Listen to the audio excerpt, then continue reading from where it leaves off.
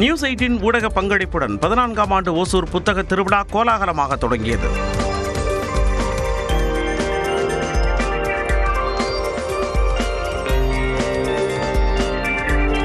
மாவட்ட நிர்வாகம், தமிழ்நாடு அறிவியல் இயக்கம் இணைந்து நடத்தும் இந்த புத்தக திருவிழாவை மாவட்ட ஆட்சியர் தினேஷ்குமார் தொடங்கி வைத்தார். 100க்கும் மேற்பட்ட அரங்குகள் அமைக்கப்பட்டு 500க்கும் மேற்பட்ட தலைப்புகளில் லட்சக்கணக்கான புத்தகங்கள் காட்சிக்கு வைக்கப்பட்டுள்ளன.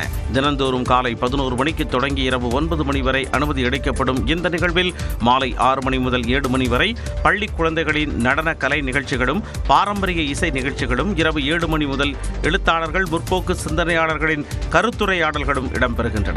மாணவருடைய ஆற்றலை, அறிவாற்றலை வெளிக்கொணர வினாடி வினா போட்டி, கதை எழுதும் போட்டி, குழந்தைகள் அறிவியல் திருவிழா, ஓவிய போட்டி, செஸ் காம்படிஷன், மகளிருக்காக மகளிர் சம்மன் போன்ற பல நிகழ்வுகள் இங்கு ஒருங்கிணைக்கப்பட்டிருக்கிறது.